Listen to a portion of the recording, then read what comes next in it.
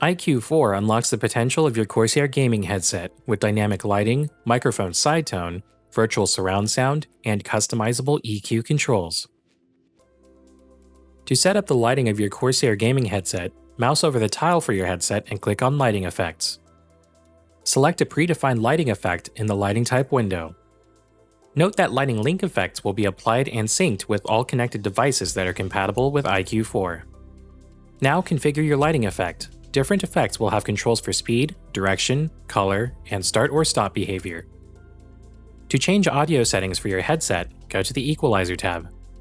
Microphone, side tone, and virtual surround controls can be found under General.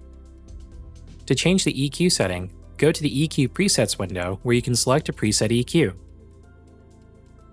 And to create a custom EQ, click the plus button and use the controls to adjust your EQ to your liking. Controls to link EQ sliders and restore this preset to defaults can be found at the bottom of the window. Finally, go to Device Settings if you need to change the brightness, enable or disable voice prompts, or check for a firmware update for your headset. And that's it, iQ4 unlocks the full potential of your Corsair gaming headset. For more information about Corsair iQ, check out corsair.com/iq.